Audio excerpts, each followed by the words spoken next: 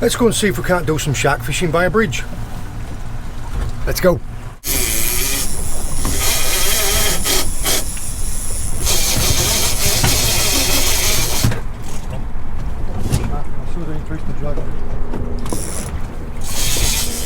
Oh. Just saw it. Right. Well, we have been sat. We've been sat in this little mark that was given to us by a sheriff yesterday. All right. Are you from here? No, from the UK. Are you familiar with the shark areas? No. Do you want to know? Yeah. We had a couple, but if there's special places where there's lots of them, yeah, definitely. Yeah, well, you will. Go right there to go to the 7 Mile Bridge. Yeah. All right, guys. Take care. Have a nice day. Bye, buddy. Let's have a look. Let's have a look real quick on my navionics. Tell you what, it's not far from where we were. Yeah, got it. Been sat here long enough to literally get 2 bait taps, and I've already had a screaming run. Now, I left it for a little bit longer than I would do normally. But I just wanted to get hold of it, but it was running straight for the bridge, so I had to increase. Yeah, and all it's done was it just took off the bottom of the bait. I do still have bait there. I brought it in to check, set it back, and now I need to get my life in order, because if that happens again, it's going to happen fast. Yeah, that was fast. What are you doing? Come on then. We have a bite. Well, a bit of interest anyway. I have got quite a large bit.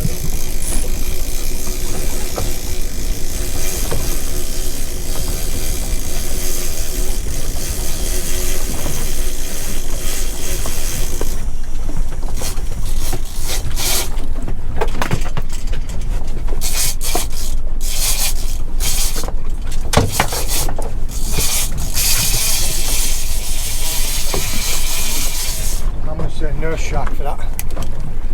Nurse shark. Just a dum, dum, dum. I don't mind that coming off. Yeah, look. Bait's been crushed. It's not really been savaged, it's just been crushed.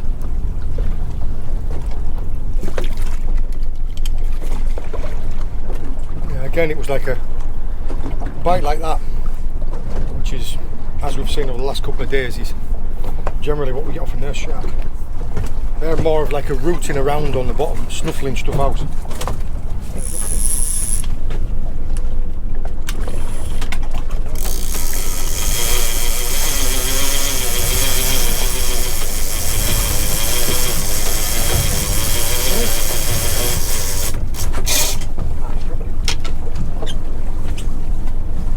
Smaller shark, gotta be a smaller shark.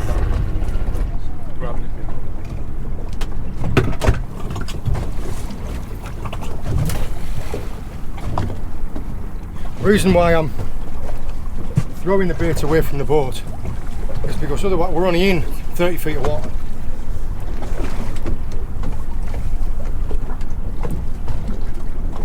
Yeah, we're only in 30 feet of water, and the tide's not quite strong enough to be able to pull it away from us. So the bait would be right underneath, so we might end up with a shark going round the boat. Whereas I'd rather pick them up out there. Yeah, them same bite marks are all in kind of like the same place. So as Tom's been saying, it's probably going to be they're smaller fish. And we're just not getting them because the bait's too big for them to properly wallop it. Now it's 6 and 2/3 there. Would you want to put a smaller bait down there and catch the smaller sharks, or do you want to put a bigger bait down there and just catch the really big ones? If we miss one more, I am going to change the rig so we've got a smaller bait, smaller hook. But yeah, all I'm doing is giving them a chance to pick up the bait, counting to 5 to try and let them get it in their mouth properly, get them moving. Because the way that a circle hook works is it has to turn in the corner of its mouth. So you need them to have it in their mouth, and when you tighten up, they'll set the hook themselves.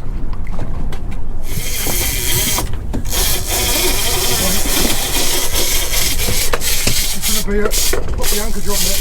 Right. Turn the anchor? Yeah, put the anchor.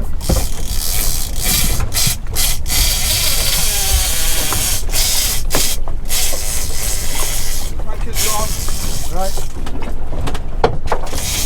Start the engine. We need to gun that way, innit? Just jog ahead, otherwise it's going further and further towards the beach. Just like that? Right hand down. There you go, straighten her up. Keep going at that pace. A bit right hand down. Right hand down. Right hand down. A little bit more. That's full right hand. A little bit more. Oh, I want to get away from the anchor boy. Give it some. we don't go left then. Go right, go right. So I went to back off. Left hand up. Go ahead, mate. Left. Yeah, yeah. So I went to back off. You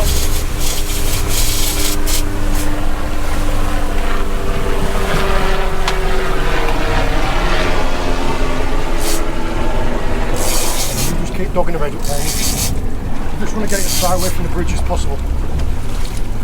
That's it, let's go around.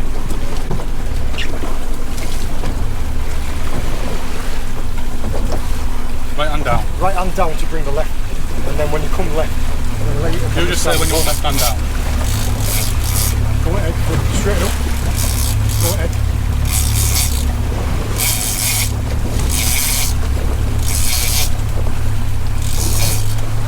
Now left hand down.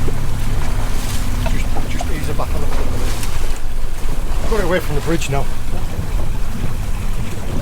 You know, that looks like a half decent sized bull shark.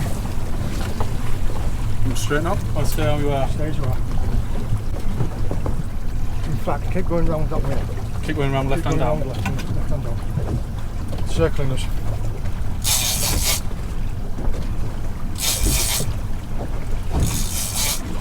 Give it a bit of throttle, mate. And then, right hand down. That's it.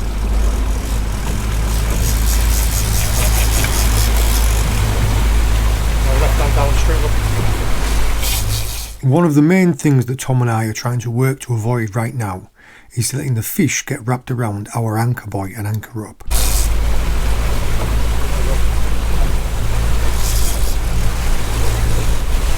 By steaming like this, it makes the shark come up in the water. Get it in, that'll do, ease it back. Keep it going forward until it's almost stopped, and then left hand. Ease it back into neutral.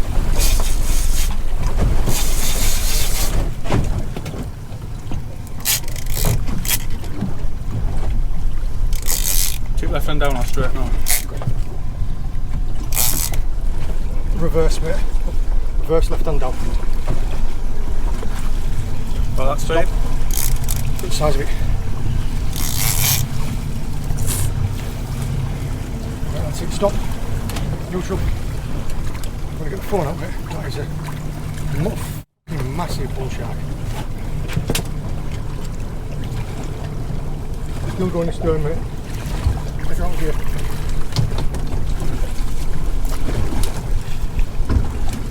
That out. Just turn it off.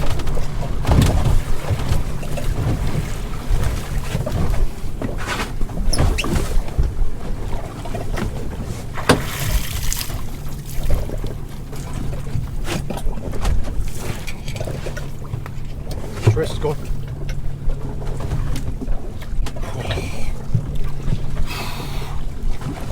Tell you what, it's a big shark. It's a shame I couldn't get a tag in it, but yeah, that's. Should have listened to my instincts. Spoke to one of the local chart skippers down here and he was like, nah, £500 mono. Yeah. The lesson learned. As it is, that was a barbless circle hook. So as soon as you take some pressure off, that'll come straight out. Got it! Well done on the helm as well. Yeah, next time we'll go tagging it. But that was a bigger nut, like that was a £200 plus bull. Go again. Yeah, get after it. You saw exactly what I meant though. As soon as you popped off the anchor, gun it up here because just the shape of the shark, us pulling it against it. I've had to lock. I've got that on full drag and I had my hand on it, and yeah, it just kites it up. And that, you need to play it out while it's out there, because if it had done all that scrapping around this engine, you'd have been knackered, because we're only in 30 odd feet of water, aren't we? Yeah, it's a shame I couldn't get a tag in it, but better practice. What we did there, other than catch an effing great shark, that was exactly what we're targeting. We're targeting bulls. I want to tag a couple of bull sharks for Noah. You know what I mean? Now that was a big boy. You know, like I was saying about holding on with a larger bait for a bigger shark, that was the one that I wanted. See, what I'd had to do there is, because I've brought us up further away from the bridge that I would do if you were going to be fishing the bridge, just because as soon as that shark picked up, it ran for the pilings. So I've rigged the anchor up so that we could buoy it off. If you can just see there, look. Yeah, I buoyed the anchor off, and that meant that I rigged it with like a slip knot, so that as soon as they come, all Tom had to do was he had to pull a rope like that, and the rope was away, and we were free drifting in the boat.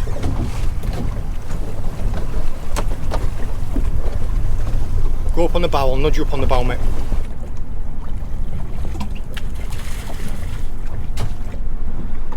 Barbless circle. On some 480 pound wire. What we do in the UK. The first bull shark Tom or I have caught. So that was the learning curve. That was figuring it all out.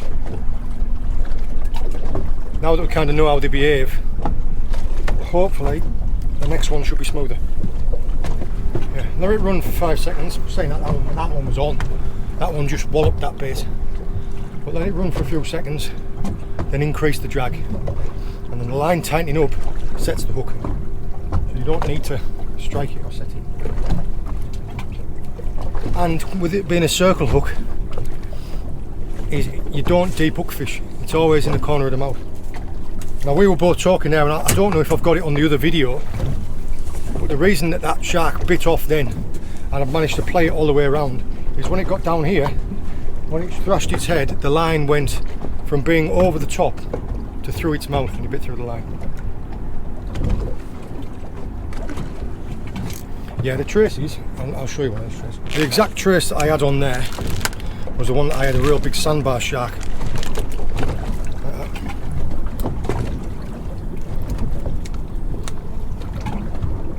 A circle hook and some more trace. So all in all, it was about 8 foot. But the one that I put back on now is a little bit longer, all the way from like its nose all the way to the tip of its tail. And if the line gets wrapped around it at all, or it rubs against it, it's got quite rough skin, which is why you need a real strong leader.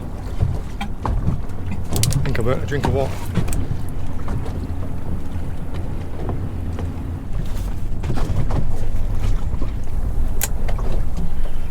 In the UK, we use fulmars and seagulls as like a biter line.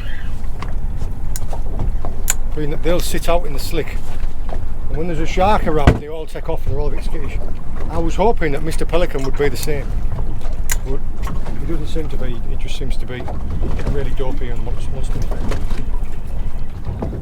A little lane snapper. You're going to put quick on that quick. Just passing the time, free lining baits. Right now I'm getting absolutely splattered by, I don't know what this is. Yeah.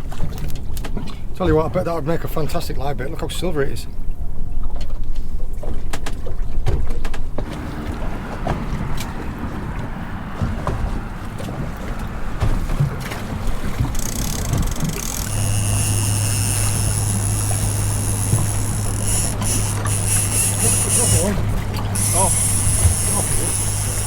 Oh no!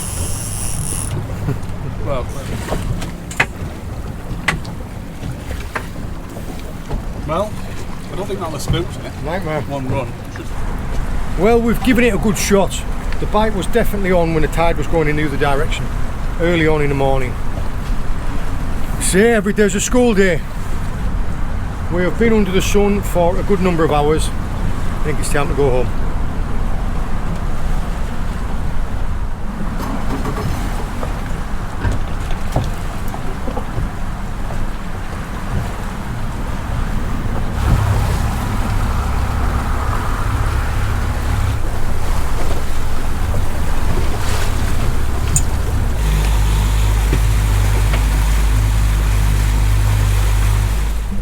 Conditions are a little bit blowier today, so we're going to hang on inshore and have another crack at bull sharks. A lead,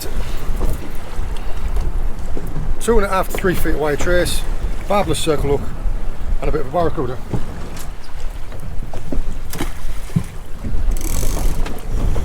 The scratching rod has picked up something new and rather pretty, but absolutely covered in spikes.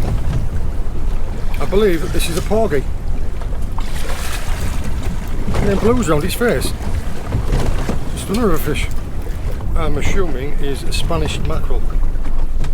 And they do have some quite wick teeth on them. But it's a very pretty fish.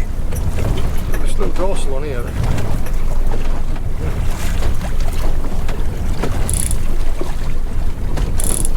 They have to be 12 inches long. And this guy is 16, 15.5 to 16. I don't know if you measure to the fork or the end, but it's big enough anyway. Yeah.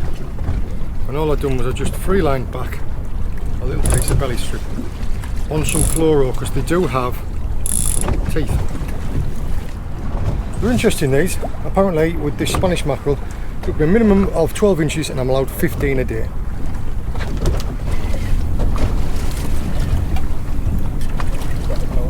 Here's a better one. In fact, that might be one to measure. Apart from it being incredibly spiky, this is an incredible looking fish. 13-inch fish. This guy's going on ice. Yeah, I caught a nice one of those and a mangrove snapper a few days back. I cooked them up in the house. James had them as fish tacos and they are delicious. This, for me anyway, this is quite an interesting point. It goes on to fish that get lost with hooks in it. Now this was a fresh hook out of the packet last night when I went to trace up. And it's been in the water now for 2.5 hours. And it's come out and it's already rusting. I don't know whether you're going to be able to see it. But there's already rust along the bend, and especially where I've crushed the barb. They don't last long out here. I wonder if it's the increased temperature of the water or what, or if there's increased... Would it increase temperature, increase salinity? Increased temperature of increased reactivity.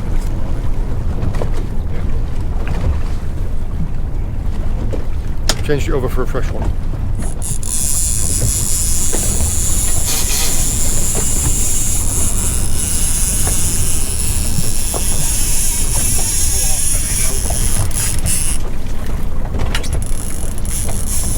Put the hook into it.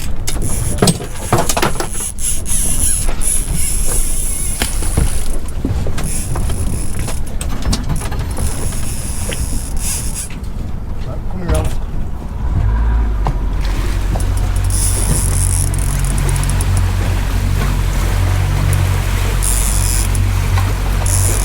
Follow it through the breach, you know. Try and get some line back on it.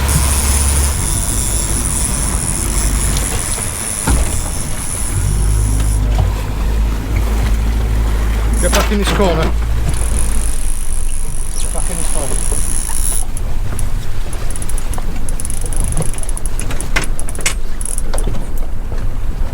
Right, I'm going to try and keep pressure on it. I'm just going to try and jog it away from the bridge. You don't need to try and gear it, you just need to hold it.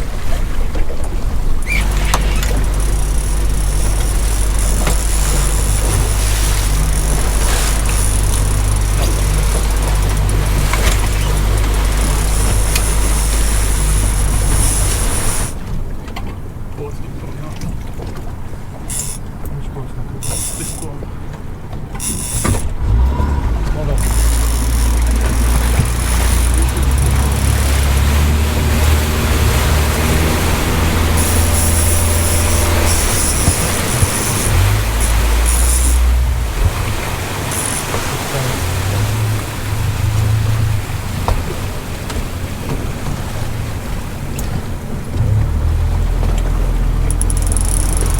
bring us back round. We want to try and dodge it off.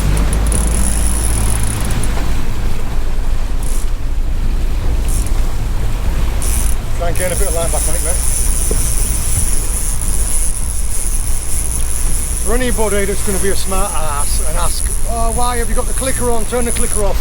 The reason why I have the clicker on is so that I can hear it when it's running. Turn it back on. Because I'm watching where the boat's going and I can't be watching him at all times. I need to see where the boat, where the fish is going. Right, good. As soon as this boat goes past us here, we'll try and dodge it off.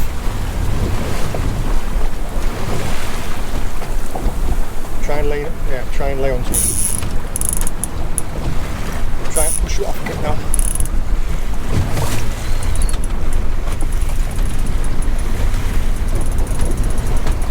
Well done.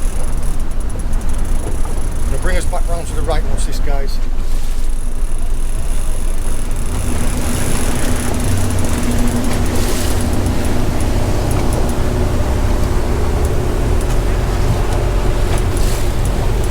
Well done. There's going to be a little bit of chop coming on as we go past this.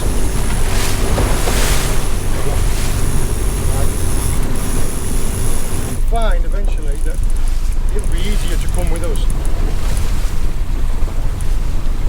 I don't really want to have to run us through the bridge with it because it can go around something. How much later have you got? 34. To try and give some commentary while all that was going on was just a bit of chaos. I'm keeping Tom in this corner here and I'm manoeuvring the boat just because that shark there, we haven't even seen it yet, it could be 200 pounds. There is no way that we are bringing that shark to the boat when it's fresh. We needed to follow it but keep enough tension on it so that if it's going in a direction that you don't want it to go, like the bridge or like one of them pilings, is you can pile on the pressure and make it easier for it to go the way that you want. What it'll do is it'll dig against you and dig against you and dig against you.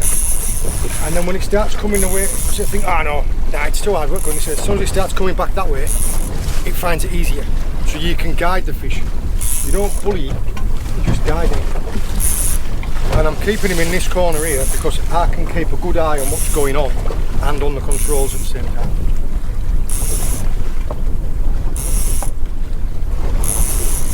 Right, we're only in 11 feet of water. It's good.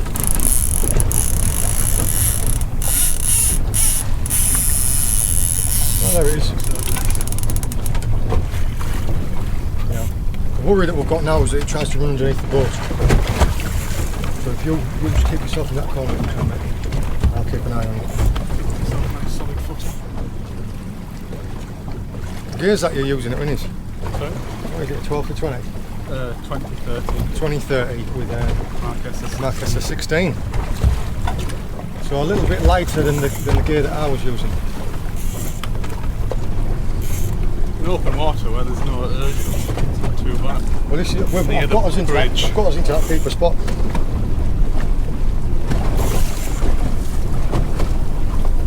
My main worry was that boat. If he hadn't been paying attention, that's why I put me in front of him.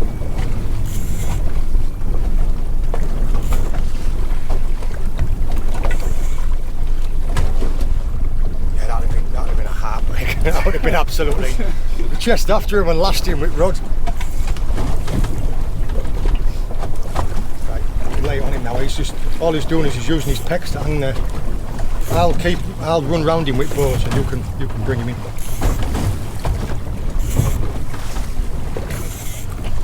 You don't know, it could be a smart one, it could have been hooked before. And it could be saving all of his scrap at the side of the boat. All he'll do as soon as he comes to in here and just run straight for the prop.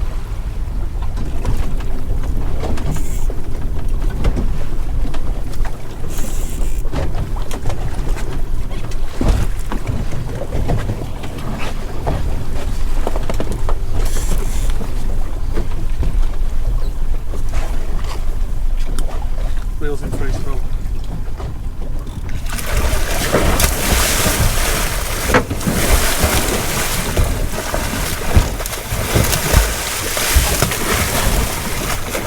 Your rod down.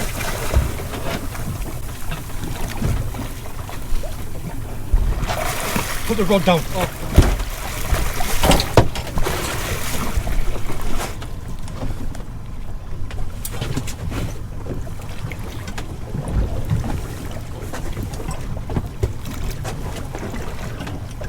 Well, you're beat now, aren't you? But I tell you what, it did save a bit for the side of the boat.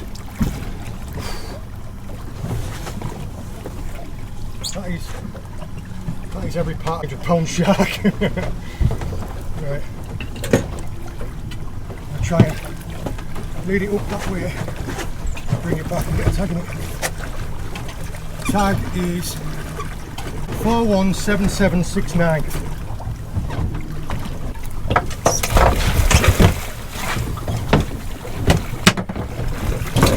Tagged.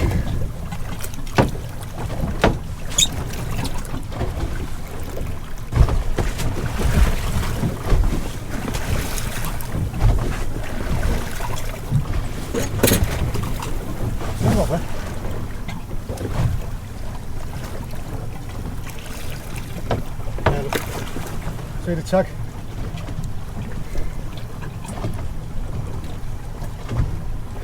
I've got some good stills out. See by this off without losing myself. Right, I'm going to lead it up your way.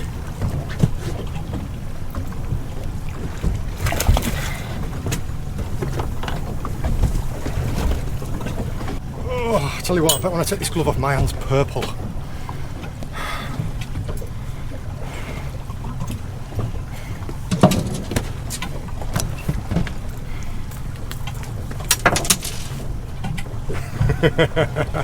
That was through a glove as well. Yeah, so the trace, we were doubting these traces. It's a mono locked in lead leader, and then we've got 2.5 feet of 490 pound 49 strand wire ending in a, I think those are a 13-0 or a 14-0 Cox and Roll mud tooth circle with the barb crushed. And the base was a barracuda head. You ready for another? Yeah. I haven't even broke a sweat yet. Yeah. Come back here. Sweaty boy. Do you see this happy face? Yeah. You'd seen him an hour and a half ago, he was asleep. I was laid out in the front burning me name. Oh.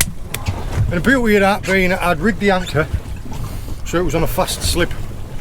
So what you might have seen is as Tom hooked into the fish, quickly wound my line in, put my rod down, first thing did, ran up the front, slipped the anchor off, and we were free with the fish, which we needed to be because it was going straight for the bridge. So what I did was I ran the boat and I changed the angle on it. And then as it kept moving up and down, trying to go down tide, I was giving it extra pressure. So it thought that swimming that way was harder for it, so it started swimming this way, and that was... I don't think we had much in the bank when it made that decision either. No, I think it was fairly close. That was it. Yeah, there was. You can't give them an inch. As soon as they get running with the tide, slowing them down is almost impossible. And what we'd have had to do then is we'd have had to run through the bridge with it. So we'd have had to pick whichever gap it went through. We would have to go through the same one. There's a lot of crossed fingers and toes in that. Well, it was close as well, because just as we'd hooked up and were coming past, there was two boats coming past at about 30 knots, and I had to kind of manoeuvre the boat on the opposite side of them so they didn't part the line. Let's go and get the anchor set back. We've just had a really big barracuda that's just been milling around the boat. When I say really big, I mean it is flipping monstrous. So every single time that we've gone to go and bring a little fish in, it's come out. So Tom's just put a wire trace on now and he's managed to tag it, but it is a flipping good one. I'm going to come round the back and come underneath. Scared of your rod. What, to come straight underneath the rod? Yeah. Give me a camp rig. Come on then.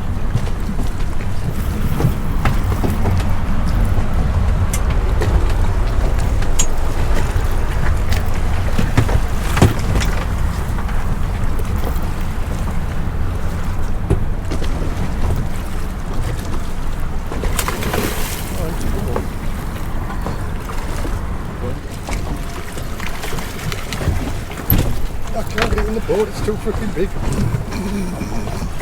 My word. I said it was a big one. Now that, talk about like a stud barracuda, I don't even know how long it is, mate. Oh yeah. He'll give you those. That's a 20-pounder. Can I get a picture of it? Yeah, you're gonna have to be sharp though. Get your rod down.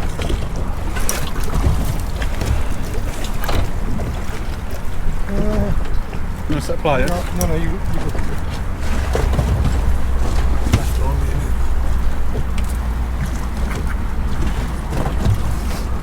It's the thickness of it, it's this crazy thing, it's right.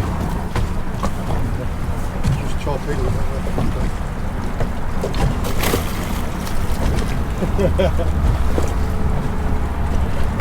Oh, an absolute freaking monster. Needs a bit of tissue. Come here.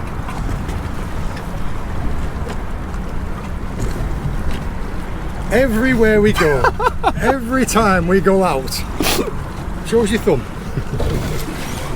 At least it's the same hand. Yeah. Just needs a bit of tissue.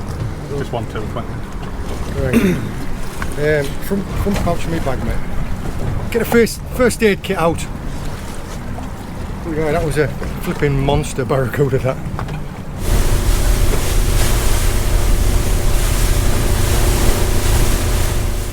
It is getting to that time of day. The tide is dropping right off now. You can see how slow the weed's starting to go past. And this is our last day of the boat. We only rented it for a week. It's got to be dropped back in 2.5 hours. So we'll take it back now, take all the gear off, give it a clean down, refuel it and take it back. Really quickly, the tackle that I've used, well both Tom and I have used, is just our UK tackle. We just brought it all with us. The only bits that we bought out here really were leads, and I think next time I'm going to bring the leads with me, because lead is more expensive than flipping gold out here. Like these 6-ounce bullet leads are like £4, and I bought a £2 lead for when we went deep dropping, and that was a tenner. So yeah, today's session, I'm sorry, but the heat is absolutely oppressive.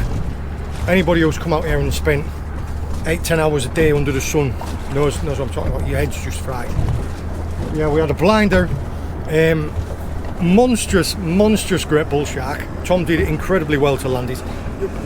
There is in any big fish capture, there is always an element of luck, like good luck that something didn't happen.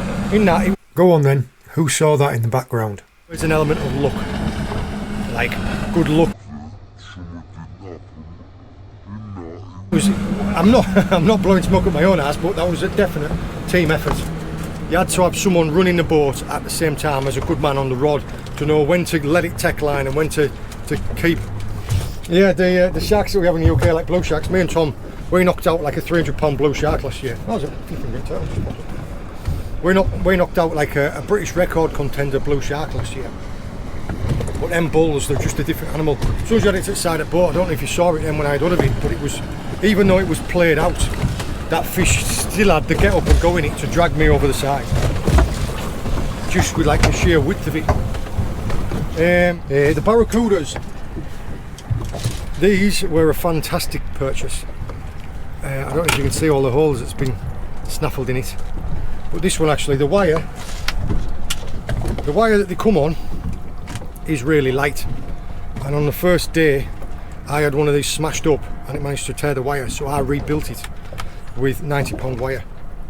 Yeah, they are absolutely fantastic. I wonder whether or not you'd catch a polyp with these in the UK. Yeah, definitely. I think it's worth a mention that the softer, more catapult elastic, like you just passed me a bit of yours. Yeah, it's well, in segments now. Tom to be different, to be Yorkshireman, just to be absolutely different with me. He's like, oh no, I don't want what you have. These ones here that I bought, I thought these are really springy, so these will move a lot. And the one that Tom bought is a lot more rigid. This is almost like surgical, catapult elastic or surgical tubing, whereas this stuff is hard. Tom's ended up in about After the first fish it was... about 8 pieces after 2 fish, whereas this one here, this one's had probably 6 or 8 fish, and it's yeah, it's great. The beauty of them being as well is that by having 2 wires in there, 1 to each hook, you tighten it up how you want it with the lead, so that it's got a kink in it, so when it swims through the water it goes. Yeah, enough talking about tackle. Let's get ourselves sorted, tidied down, and get back to the digs. Oh, that barracuda at your there was a flipping monster, mate.